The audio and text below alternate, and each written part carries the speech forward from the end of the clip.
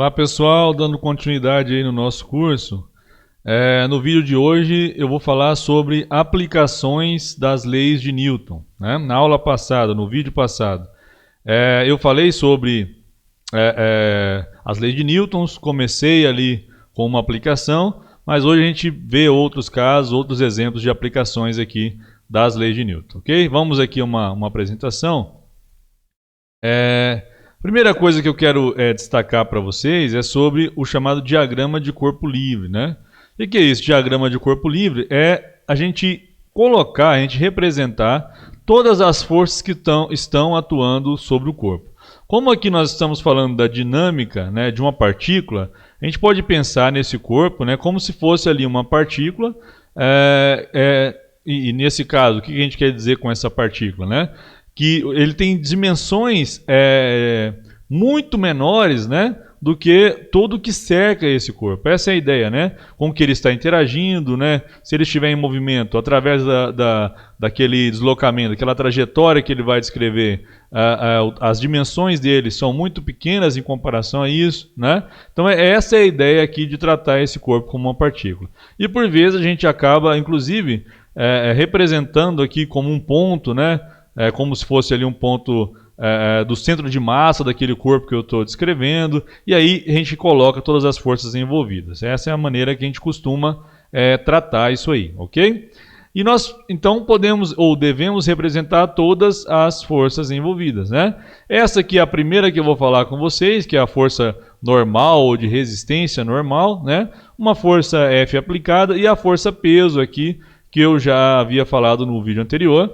E também nós podemos ter várias outras aplicadas, né? Apenas aqui exemplificando neste caso, ok? Essa força aí de normal ou de resistência normal, né, é devido à interação entre as superfícies. Então eu tenho que pensar que esses corpos estão, do ponto de vista macroscópico, né, estão ali colocados um sobre o outro, estão em contato, né, nesse mundo nosso macroscópico.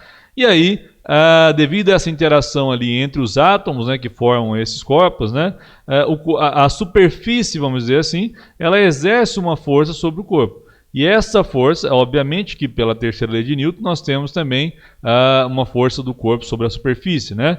Mas olhando aqui no corpo, o que nós teríamos? Esse bloquinho vermelho que eu coloquei aqui sobre essa superfície, né? A superfície exerce, então, uma força, né, que está orientada ao longo aqui de uma direção, né, de uma reta, a gente chama de normal. Então eu desenhei aqui tracejado para a gente essa reta que a gente chama de normal. Por que ela é chamada assim? Porque ela perfaz aqui um ângulo de 90 graus com a horizontal, né, ou com essa superfície aqui no caso. E aqui uma outra reta que a gente chama de reta tangente, né, que é paralela aqui à superfície, que a gente vai precisar dela mais adiante, já aproveitar aqui a figura. Então esta força aqui, né, que a superfície exerce no corpo, é sempre perpendicular à superfície, né? E essa força é a força normal ou força de reação normal, aproveitando o que a gente já viu anteriormente também, é uma força de natureza eletromagnética, né? Se eu tiver uma superfície assim como um plano inclinado, por exemplo, aqui também eu vou desenhar esse vetor, né, essa força normal, lembrando que força é uma grandeza vetorial, né, perpendicular à superfície. Veja, aqui a minha referência, né, o meu referencial, a minha normal aqui, sempre estará perpendicular à superfície. Então não é sempre na vertical como na primeira figura, né? E mesmo assim, ó, eu tenho um corpo agora como se fosse aqui apoiado na parede, né? Obviamente teria mais forças envolvidas, mas olhando só para a força normal, essa força normal está aqui orientada perpendicular à superfície, ok? Não tem uma equação para calcular a força normal, né? Assim como a força de tensão ou força de tração. A gente vai obter isso, se for o caso, a partir do que o exercício fornece, comparando com componentes da força-peso, com outras forças envolvidas, como vocês vão se deparar nos problemas para resolver, né?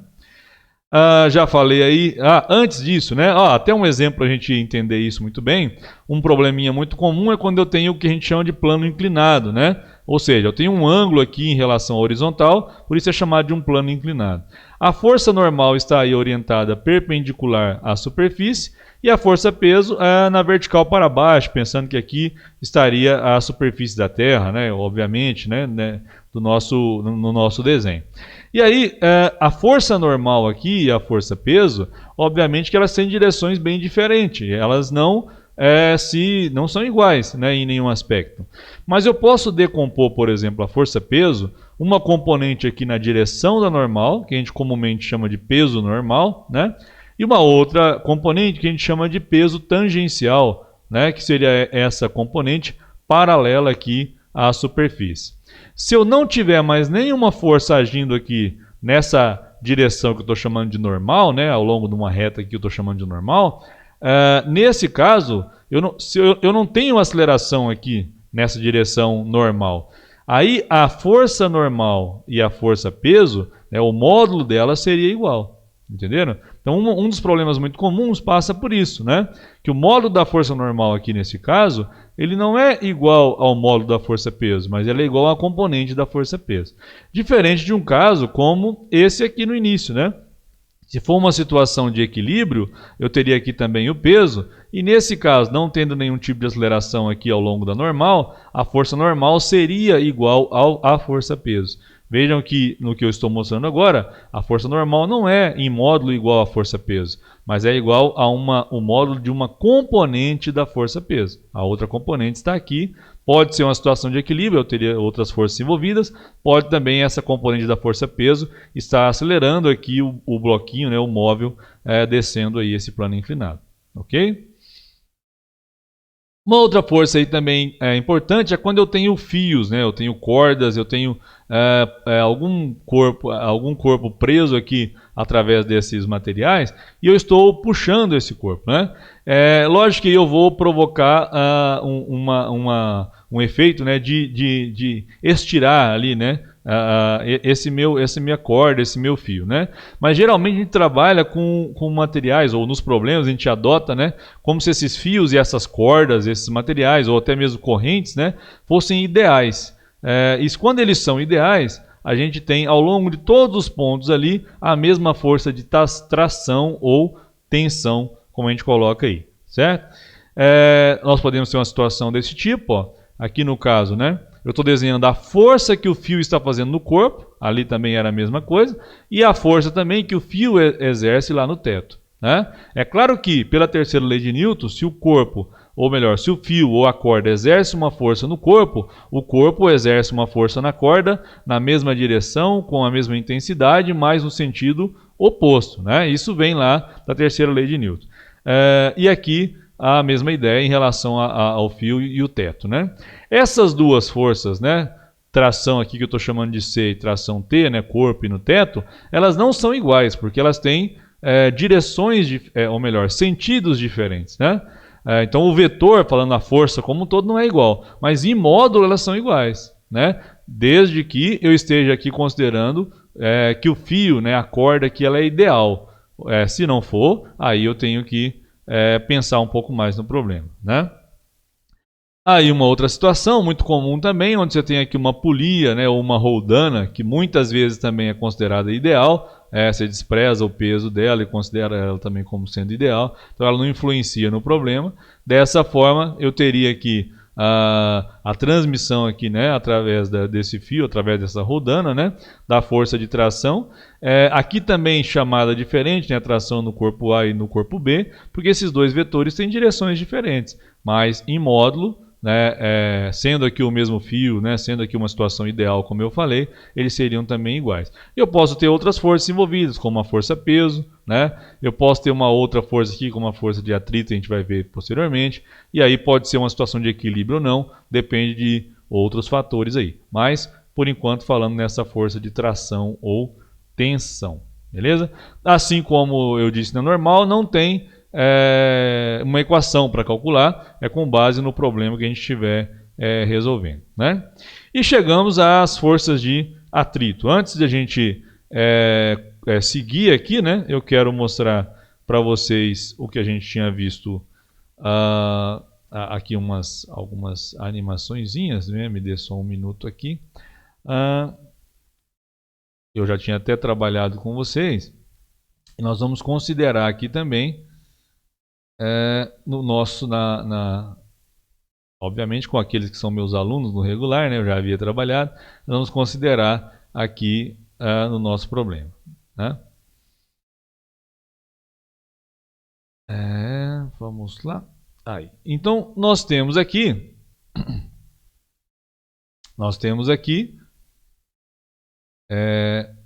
o caso, né, onde a gente vai avaliar a força de atrito. Veja, eu vou colocar a soma das forças, a massa aqui não é tão importante, né? Os valores também aqui mais ou menos, mas não de todo importante. Mas veja que eu vou exercer uma força aqui sobre a caixa, né? Então eu vou pegar aqui, olha, veja, eu estou exercendo uma força, né? Interessante que nós temos atrito considerado. Então eu estou aplicando a força, né? Olha, e à medida que a força aplicada vai aumentando, a força de atrito também vai aumentando, até eu atingir um certo limite, que a partir daí eu posso aumentar a força aplicada, mas a força de atrito permanece a mesma. Veja que esse limite foi o limiar ali para que o corpo entrasse em movimento. Vamos pegar novamente a soma das forças, vamos pegar aqui os valores também e vamos dar mais uma olhada de novo. Ó. Então eu estou aplicando, inicialmente é 0, eu começo a aplicar, à medida que a força aplicada aumenta, a força de atrito também aumenta, até chegar a um certo limite, ainda não, né? Onde ele está na iminência, na tendência de entrar em movimento, ok? Se eu rompo aqui essa barreira, vamos dizer assim, aí eu posso ir aumentando a força aplicada, que a força de atrito, vejam ali, permanece a mesma, né? Se a aplicada está aumentando, a resultante também, e a aceleração ali em contrapartida também. A gente sabe isso lá da segunda lei de Newton, né? E aí, aqui tem um ponto-chave para a nossa discussão. Vamos voltar aqui à apresentação, depois a gente vê mais alguma coisa. Em relação ao atrito, né? Então, o que nós temos aqui? Quando as superfícies, né, que estão em contato, elas apresentam como elas apresentam certas rugosidades, certas imperfeições, né? Se a gente desse um zoom aqui, é algo assim parecido com isso que a gente iria ver. É como se eu tivesse pequenas soldas microscópicas, né? E para eu colocar o corpo em movimento, ele estando inicialmente parado, eu tenho que romper essas soldas microscópicas. À medida que eu aplico uma força, a força de atrito ela vai aumentando até chegar no limite, como eu disse ali na animação, né? O limite onde está na iminência de entrar em movimento, mas ainda não está em movimento. A partir do momento que eu conseguir colocar em movimento, eu continuo tendo atrito, mas esse atrito é diferente, né? E ele não vai aumentar como vinha ali inicialmente. E aí vem uma questão que é importante, né? O que é mais fácil, né? Eu iniciar o movimento de um corpo ou eu manter esse corpo em movimento, certo? Essa é uma questão interessante, né? Se você já fez um experimento aí em casa mesmo, quando você vai arrastar um móvel, né, ou a mesma coisa que eu já tive que fazer também, né? Dar um tranco no carro, mesmo o carro tendo rodas, e isso facilita muito o trabalho, obviamente, né? Você vai empurrar ali, é mais difícil iniciar do que manter o movimento. Justamente devido a essa força de atrito, que a gente chama de estático, que é quando o corpo está parado. Então ela vai aumentando até um limite máximo, e depois, quando eu consigo colocar o corpo em movimento, eu tenho um atrito, só que ele é menor do que o atrito estático máximo, como a gente viu, inclusive, lá na animaçãozinha, né, que eu estava usando aí com vocês. Então, graficamente, como é que fica isso? Ó? Graficamente, eu tenho a força de atrito estático, ela é nula, e ela vai aumentando, né? Ela vai aumentando, até atingir aqui um valor máximo. Veja que nesse caso aqui, ó, que está na figurinha aí que eu printei lá pra gente, a força de atrito ela é igual à força aplicada, né? Aqui provavelmente não tinha atingido ainda ali pelo tamanho aqui, né, pela experiência que a gente viu lá, aquele limiar para que ele estivesse quase entrando em movimento. A partir do momento que eu coloquei o corpo em movimento, que já é esse caso aqui, ó, a força de atrito ela permanece com o mesmo valor, né, menor do que o atrito estático máximo, e mesmo que eu vá aumentando a força aplicada, isso não altera, né, na força de atrito, ela se mantém constante. E é isso que tem aqui no gráfico, é um gráfico da força de atrito pela força aplicada. É isso que esse gráfico representa, né? Então a força de atrito estático, ela vai aumentando até atingir esse valor máximo, que a gente chama de força de atrito estático máximo, e a força de atrito cinético ou dinâmico, ela obviamente quando o corpo estará já em movimento, ela permanece aqui com o mesmo valor, mesmo que eu continue aplicando e aumentando o valor da força aplicada. Ok? Esse é um ponto importante, é assim que a gente deve ler esse gráfico aqui, né? Matematicamente, como é que fica isso aí para a gente, né? Vocês vão ver que a gente pode escrever dessa maneira, né? Que a força de atrito estático ela é maior do que zero, né? Ela é maior do que zero, porque antes de iniciar ali não faz sentido, né? Mas ela é maior do que zero e é menor ou igual à força de atrito estático máximo. Então ela vai de zero até esse valor máximo ali, que é o atrito estático máximo, ok? Em relação à força aplicada, obviamente, né? O atrito estático máximo a gente pode obter como sendo o produto do coeficiente de atrito estático pela força normal. Aqui a gente não escreve, não deve escrever mesmo vetorialmente, porque as duas forças aqui, elas têm direções diferentes, né? Enquanto geralmente elas têm direções, geralmente não, sempre elas vão ter direções diferentes, porque a força de atrito estático ela é paralela à superfície, né? Enquanto a força normal ela é perpendicular à superfície. Então não deve escrever nesse caso vetorial mesmo. Esse μe aqui, ó, é o coeficiente de atrito estático, que ele depende das superfícies que estão em contato, ok? E o atrito cinético ou dinâmico, né, é força de atrito, a gente chama mais de atrito, mas logicamente falando de força, né, é o produto do coeficiente de atrito cinético ou dinâmico, né, pela força normal, e vale a mesma análise em relação à notação vetorial aí, ok? Mas é claro que força de atrito tanto estático quanto cinético são grandezas vetoriais, a gente tem que levar em conta a orientação e tem que pensar nisso quando estiver resolvendo os problemas também. Para vocês terem aqui alguns exemplos, ó, os coeficientes de atrito estático, né, e cinético, veja, 0,74, 0,57, estático e cinético. Alumínio com aço, 0,61, 0,47. Cobre com aço, 0,53, 0,36, né? Latão com aço, 0,51, 0,44 e assim por diante, né? Vocês vão ver que sempre eu tenho o coeficiente de atrito estático maior, né, do que o coeficiente de atrito cinético. Aqui eu tenho dois valores onde são iguais, mas se eu pegar aqui às vezes, né, com uma precisão com mais casas decimais aqui, né, pode ser que eu já encontre essa diferença também, mesmo sendo um material aqui bem particular. Mas geralmente nós temos o quê? O coeficiente de atrito estático menor do que o coeficiente de atrito cinético, e não está aqui, mas nós temos também o coeficiente de atrito de rolamento, né, menor do que o cinético, que aí seria uma equação muito parecida com esse novo tipo de coeficiente de atrito também, quando tem rodas, né, e outras coisas semelhantes. Então, aqui, a gente já consegue entender também por que é mais difícil você iniciar, né, do que manter o corpo em movimento. É só você comparar o atrito estático máximo com o cinético. A força normal para o mesmo corpo, na mesma situação aí, ela vai ser a mesma. Então aquele que tem o maior, ou aquele coeficiente que é maior, que no caso é o estático, né, vai levar a um valor maior do que a força de atrito cinético. Só a gente fazer uma leitura aqui dos valores, a gente consegue entender isso tranquilamente, né? Outro detalhe que eu quero destacar aqui é que o atrito ou a força de atrito nem sempre ela é algo indesejado, né? É claro que quando eu falo lá no atrito entre as superfícies, ela provoca desgaste, provoca aquecimento, né? Isso a gente sabe, né? É esperado, né, que isso aconteça, né? Mas nem sempre ela é indesejada. Por exemplo, quando eu vou andar, eu só consigo andar, a gente só consegue caminhar por causa da força de atrito. O atrito entre o nosso calçado, os nossos pés, né, se estiver descalço, com a superfície. Tanto é que quando eu tenho uma superfície muito lisa, né, que esteja ali com uma camada de gelo, por exemplo, lisa, bem lisinha, né, ou uma superfície muito polida, eu tentar andar, ou com óleo, né, ou com uma camada de água, eu tentar andar, eu posso me escorregar, né? Então, e como é que funciona essa questão do andar, né? Você empurra o chão para trás, eu exerço uma força no chão para trás, e o chão exerce uma força para frente, para o outro lado, por isso que eu caminho para frente. Então, aqui a gente já pode aproveitar também para tirar um outro mito aí que o pessoal às vezes cria, né? Em relação à roda do carro, é semelhante ao caminhar. Ó.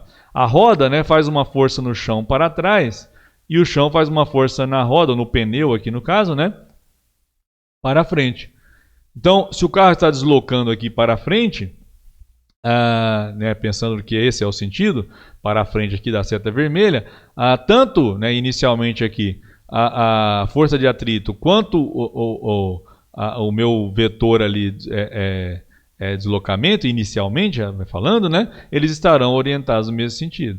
É claro que depois eu tenho que analisar a situação quando o corpo está em movimento. Né? A gente tem que pegar cada um das fases aí. E aí analisar depois que, por exemplo, eu posso considerar que se eu não continuar imprimindo ali, acelerando o carro, ele vai parar, porque tem o atrito dos pneus com o asfalto freando esse movimento. Né? A gente vai analisando cada uma das situações. Então, nesse caso do caminhar é a mesma coisa, a menos que você esteja fazendo o moonwalk lá do Michael Jackson, né? Quando eu empurro o chão para trás, estou caminhando ali para frente e o chão está me impulsionando para frente. Então, o atrito nesse caso é desejável. Outra situação é nos pingos de chuva, né? É também uma situação onde o atrito ele ajuda a que a velocidade terminal não seja tão alta e não cause danos a nós, aos animais, a tudo, né? Isso é também interessante. Outra questão que eu estou tirando aqui é que o atrito é contrário à tendência de escorregamento da superfície. Então, cuidado, nem sempre o atrito é contrário ao movimento, né? Pelo menos aqui do ponto de vista inicial. Mas é mais correto a gente dizer o quê? O atrito é contrário à tendência de escorregamento entre as superfície. Assim fica mais fácil. Então, quando eu estou andando, né, a minha tendência, se eu estou indo para frente, é escorregar o meu pé para trás, e aí eu tenho o atrito agindo ali, a força agindo sobre o meu pé, no sentido oposto. Né? Essa é a ideia que a gente deve ter em relação à orientação da força de atrito. Né? O vetor aí. Outra situação que isso é interessante é na hora de fazer curvas. Né? Eu tenho aqui uma curva, aqui eu tenho força normal e força peso. Vamos pensar que aqui não tem inclinação nenhuma. Então a força responsável aqui por garantir que o carro consiga fazer a curva é a força de atrito entre os pneus, ali lateral no caso, né? É por isso que você ouve muito, ou já ouviu pelo menos alguma vez na vida, né? Falar que o carro ali poderia sair pela tangente, né? Que a velocidade ela é tangente à curva. Então, se eu tiver óleo na pista, ou se a pista estiver, o pneu estiver ruim, né? Estiver careca, né? Que a gente fala, estiver ali precisando ser trocado, ou se tiver uma fina camada de água e o pneu estiver ruim, ou a velocidade estiver muito alta também, né? O que pode acontecer? Não ser suficiente para que o carro consiga fazer a curva. Aí ele sai pela tangente, como a gente disse, certo? Então, qual é a força que garante aí que ele consiga executar essa curva bem? É a força de atrito. Então, ela faz aqui para a gente o papel de resultante centrípeta, né? Agora, quando a pista é inclinada, que é esse outro caso que eu coloquei aqui, ó, aqui a força normal e a força peso estão em direções diferentes, né? Vocês veem isso muito em corridas, como a NASCAR, por exemplo, né? E aí eu teria, além da força de atrito, aqui na lateral ali, uma componente da força normal também. É por isso que quando a pista é inclinada, é possível fazer a curva com uma velocidade mais alta, né? E aí a gente pode analisar esse problema levando em consideração isso também, certo? É bem interessante, né?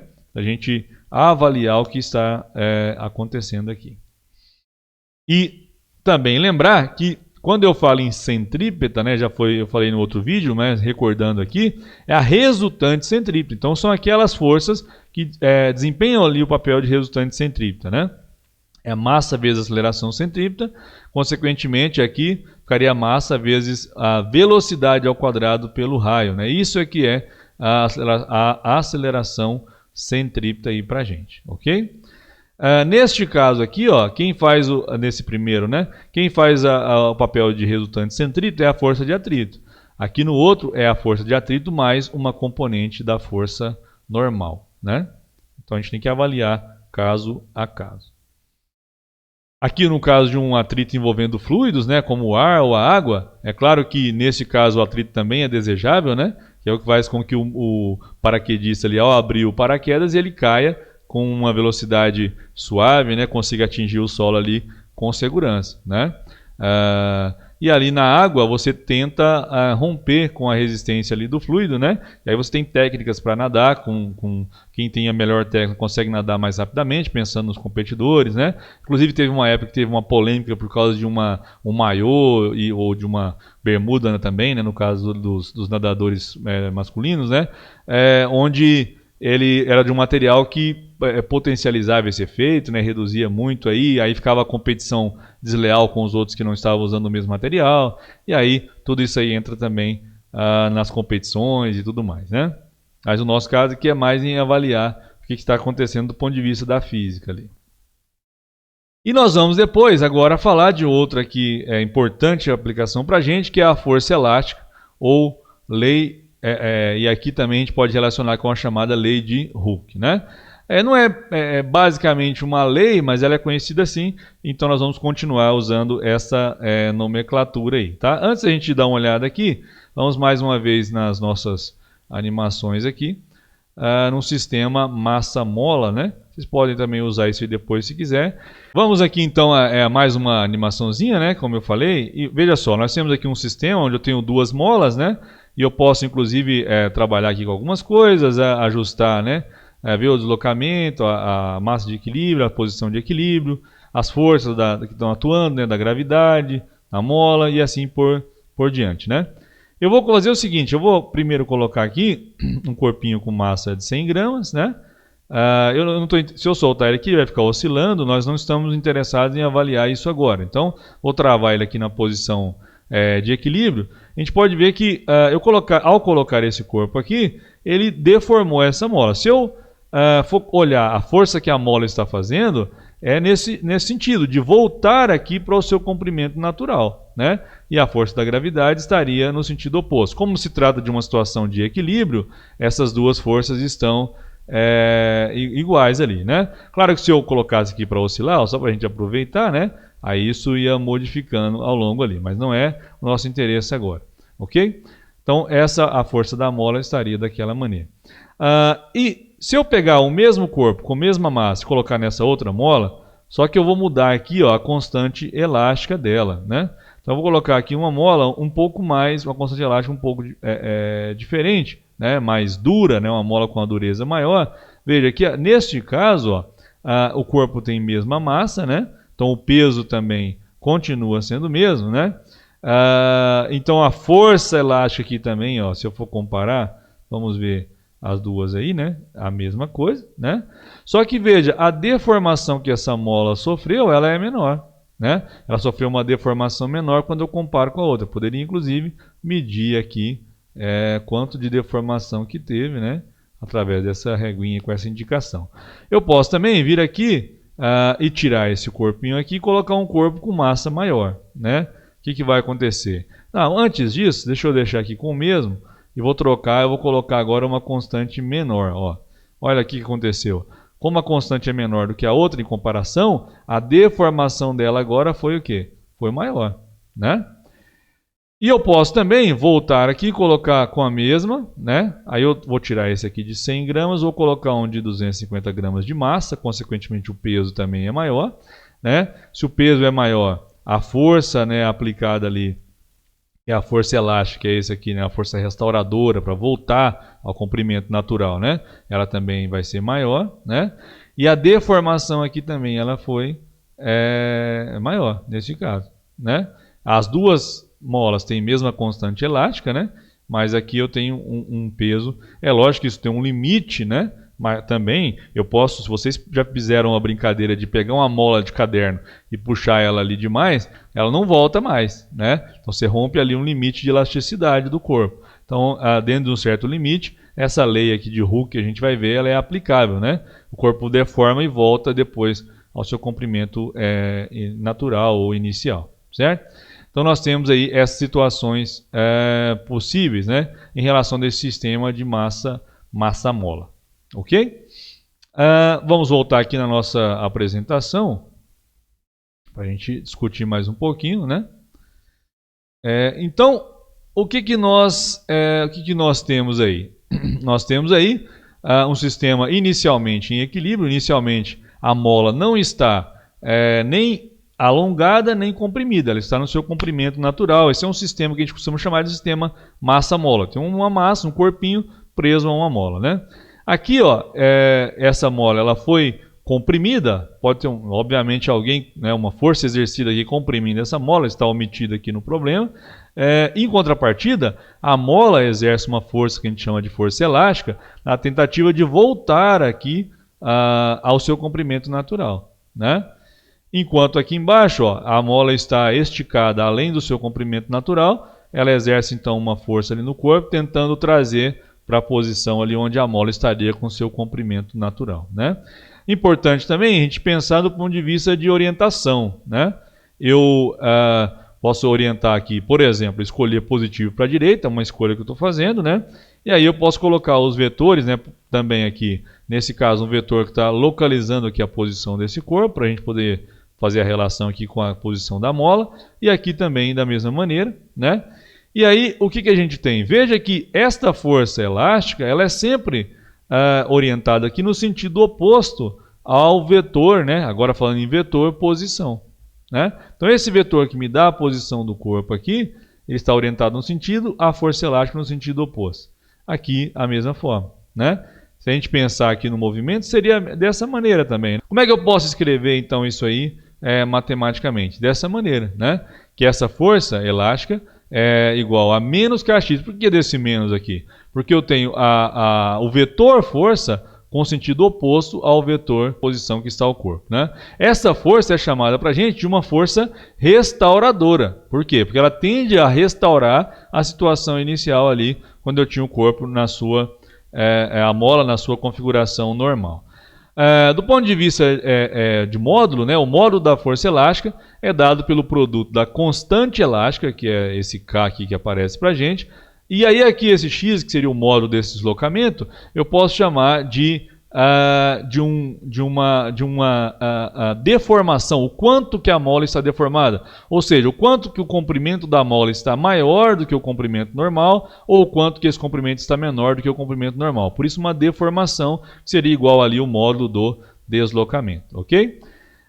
E graficamente, como é que isso fica para a gente, né? Isso é também uma coisa importante. Uma outra forma de escrever, ó, que eu gosto também de usar, é utilizando o versor, né?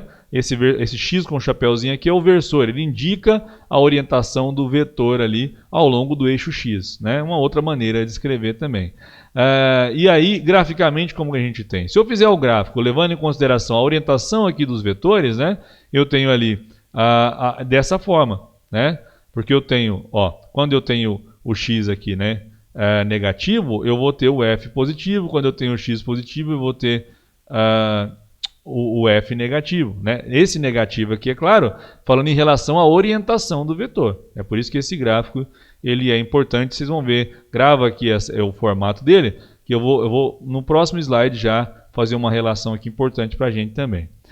Agora, o mais comum de vocês verem, inclusive aí nos livros e tudo mais, é justamente esse gráfico do módulo da força elástica pela deformação, né? Aí ele vai ter essa cara, porque a deformação aqui está levando em consideração o quanto que a mola está ali com seu comprimento maior ou menor do que o comprimento natural dela, certo? E aí aqui, em módulo, né? Eu tenho a força elástica também, o módulo da força elástica em relação a deformação, ao quanto do seu comprimento está diferente em relação ao comprimento normal, ou seja, quando ela não está nem comprimida e nem alongada, né? E uma aplicação aqui importante disso, né, é do ponto de vista de ligações químicas, né? Então, quando eu falo numa ligação química, né, quando eu falo numa molécula, por exemplo, diatômica, né, eu posso representar isso como sendo um sistema massa-mola, como se fossem ali os átomos, né, dois corpinhos, né, unidos por uma mola. Esta é a representação. Então aqui está em inglês, que eu achei uma figurinha que eu achei melhor um pouquinho, né? E aí eu tenho essa relação, né? Aqui seria a ligação química representada por essa mola, né? E os dois átomos aí, uma representação também, obviamente, para a gente entender como é que se dá isso, né? Mais clássica, vamos dizer assim, né?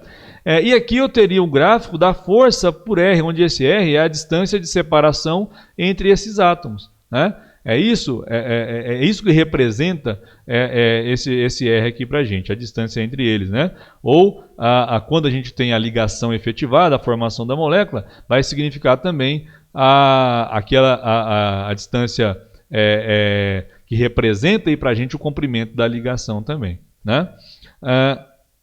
E como é que eu poderia pensar nisso aí? Ó? Veja o gráfico que eu mostrei anteriormente, justamente o gráfico agora. Então, para pequenas deformações, esse sistema ele se comporta muito bem em relação ao sistema massa-mola e obedece ali aquela que a gente chamou de lei de Hooke, né, que me dá uma relação entre a deformação do sistema, né, e a força elástica, a força que tende a restaurar a configuração inicial. Ok? Então, a gente pode tratar as ligações aí, né, uma formação de molécula de atômica e até mesmo um modelo, né, para descrever sólidos cristalinos e até outras coisas, mas ficando por aqui, vocês já vão ver isso talvez, ou já viram na química, né, como os átomos ali representados por bolinhas, né, e as ligações por molas. Isso, como está em constante agitação, se eu aumentar a temperatura, né, a gente fornecer energia, isso vai aumentando mais ainda, né, até, obviamente,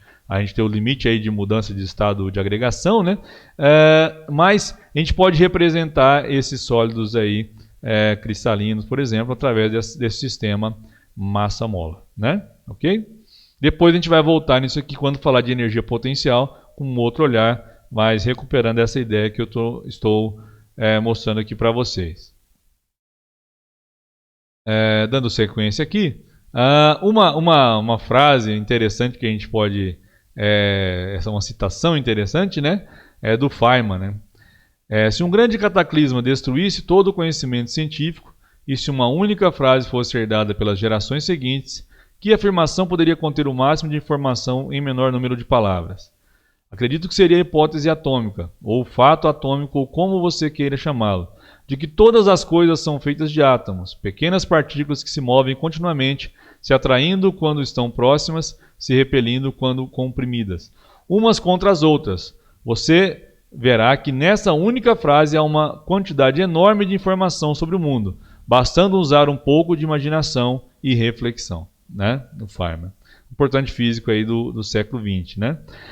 E aqui o que ele está dizendo é isso, ó, que se eu tentar aproximar elas aqui além de um certo limite, vai surgir entre elas uma força de repulsão muito intensa. Isso a gente vê graficamente aqui, ó, essa explosão aqui, vamos dizer assim, aqui no gráfico, né? À medida também que se eu tentar afastar elas, né, até onde elas se percebem ali, vai aparecer entre elas uma força de atração na expectativa de voltar aqui para a configuração de equilíbrio, que é quando eu tenho a formação dessa molécula diatômica, por exemplo, né? Então, eu poderia levar em consideração também, para pequenos deslocamentos, né, isso que ele coloca para a gente, ok?